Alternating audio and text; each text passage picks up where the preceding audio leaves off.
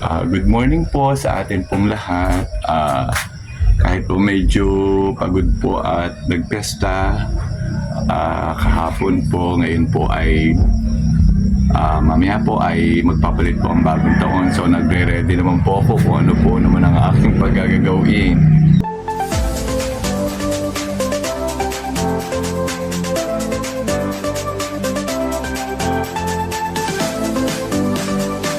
Ngayon pa lang po, binabati ko na po kayo ng maligayang bagong taon. Sana po, wala muna po tayong mga problema. Lahat po ay magaganda.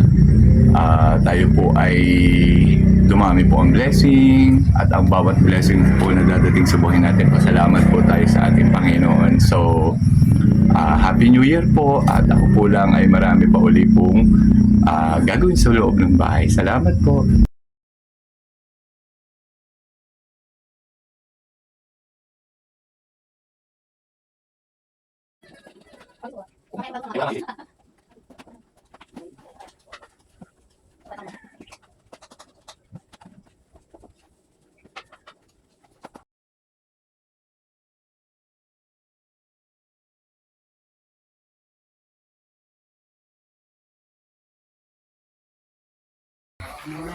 Oh, bati kayo ng Happy New Year.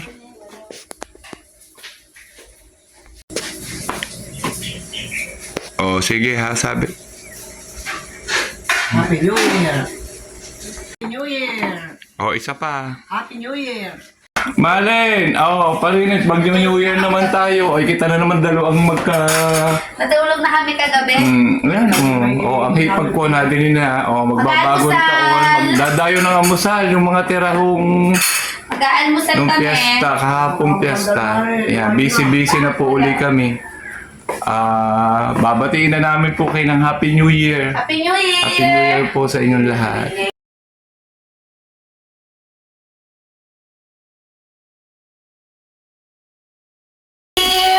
Oh, yan, busy po ang din po ang mag-asawa, din po yung mga yung pong amin pong mga ano nung kahapong piyesta ay di pinaiinit, nagsasangad.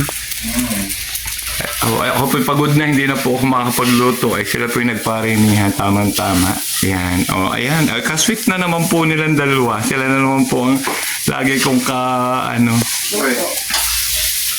Yan, luto-luto. Galing Malen. Talaga nang ma-inlove sa iyong siningag. Yan. Yan, busy-busy po ang mga ngayon. Makatapos po ang pesta. Yan. Busy-busy po ng pag-ayos uli. Yan po ay normal pagkakatapos ng pesta. Mag-ayos-ayos uli po. Yan.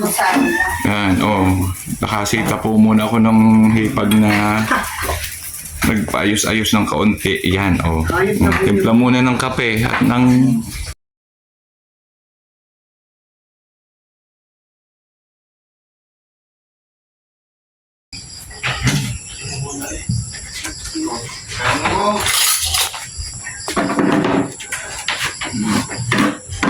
Yan, kakain muna ng... Kakain na uling kape sa la.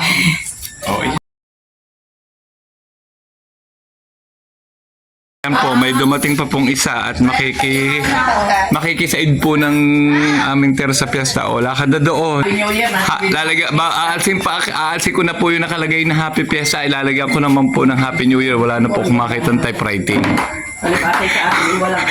Yan po, Happy Fiesta pa po. Ay hindi ko pa po natagtag sa dami po na gagawin. Yan, okay. Yan po, natapos lang po ang piyesta. Ngayon pong umaga ay dito po sila nagpapartuhan pagkakatapos ang piyesta at dito po ayan, nagpapainit po ng mga may mga natira pong ulam. Ay sayang po, amin pong kakainin. Pag-uubusin ko, lalamunin ko ho. Yan. Yan, okay. Yan, ito po ang aming konti na naman po ang aming handa. Hindi naman po ganun kadami. Yan po ang aming natira na Maliit lang. ayan. Kaya rin ha. Yan po, naku, Diyos ko po, at talaga pong napagod po talagang nagdini po ulit dumayo ng almusal yung pong mga sinasanangagpihan. Yun po ang isa, yun po ang reyna nasa dulo po. Oh, kaway kayo at sabihin na natin ng Happy New Year. Happy New Year. Oh, mamay, sabi ng Happy New Year. Happy New Year! Happy New Year. Happy New Year! Ayan. Oh, sige, tuloy ang kain.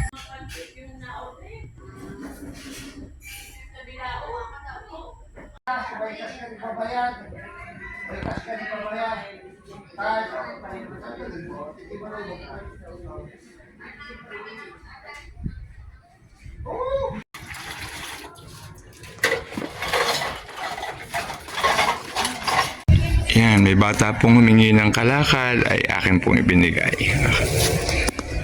Okay lang naman po yan. Para po ang bata ay magkapera naman. Lagay mo muna dyan.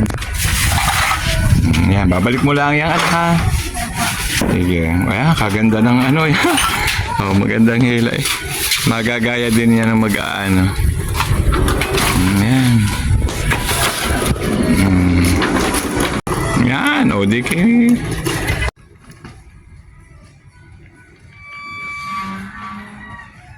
Yan po, nire-ready ko rin po yung iba ko pang mga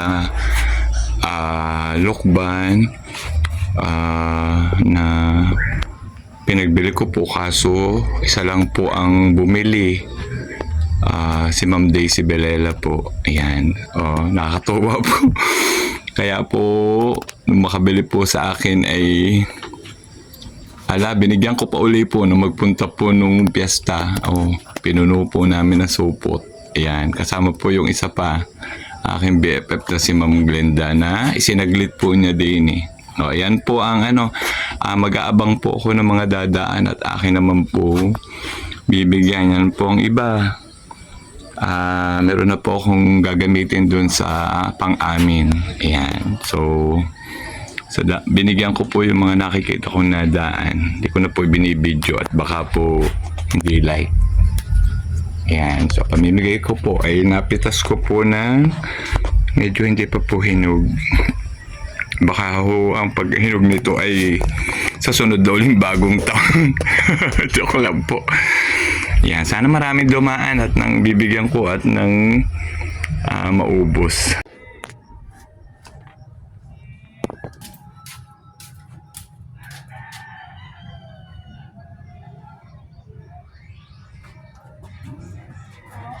O di ikaw Ima, ilalagay mo sa sa iyong table ha. Sige. Dala.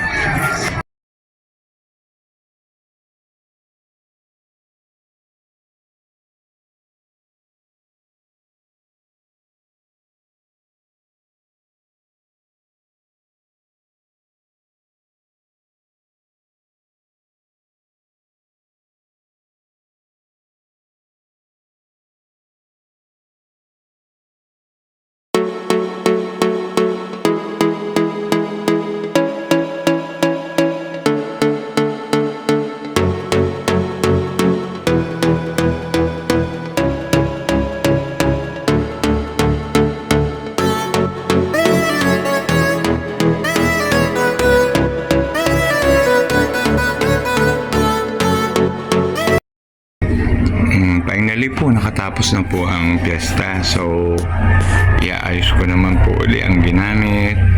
Pagpupunasan ko po naman. Ang iba po na itabi ko na. Kagabi po ay nung mag-alis lang po mga bisita ay nag-imis-imis na po ako. So, ngayon po ay nahugasan ko naman po. Ang gagawin ko naman po ay pupunasan ko naman po sila.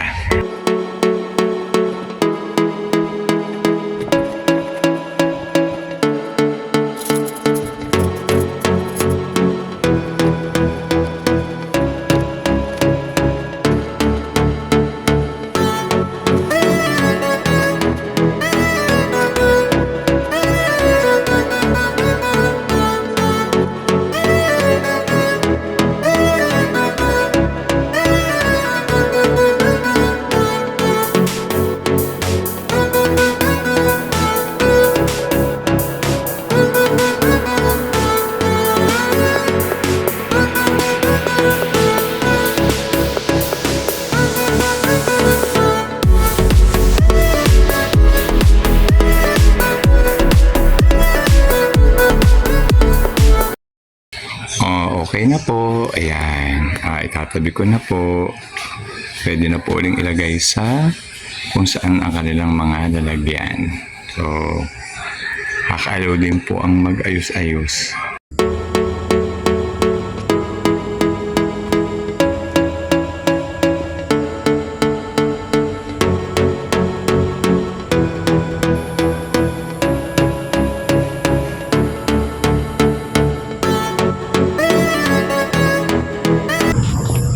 Konti lang po ang nilagay ko sa table at simple na lang po. Kami naman po ay hindi naman po marami ang kakain. So, naglagay na lang po ako ng pwede pong pampaswerte. Ayan. So, simple lang po ang aking ginawa.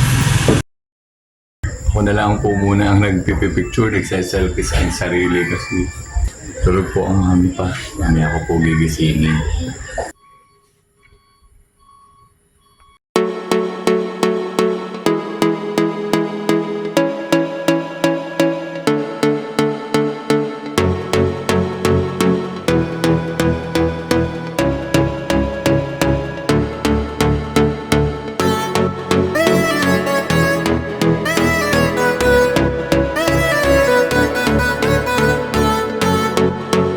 Yan, may sopas na po. Dinalan po kami ng kapatid ko. Ayan, o. Kaya hindi na po ako nagluluto. May nadating na rin po din yung pagkain. Ayan po, o. Ayan na po, o. Paka na namin ng mami. Ayan. Sige, higop na dinala ni Utoy na sopas na mainit na masarap. Ayan. Uusukan po at akin pong ibigay po ng kapatid ko ay akin po uling pinainit at nang lalo pong masarap. Ay, ang dami pong lahok na manok. Ay, ang sarap po, nakakaaliw. Kaya hindi na po ako nagluto, kami ng mami. Yan na may daming nadating. Bukas po yung magdadating ang pahuyong sa ibang mga kapatid. At sa aking ibang mga kapatid, mga hipag, yan. Dami po silang binibigay.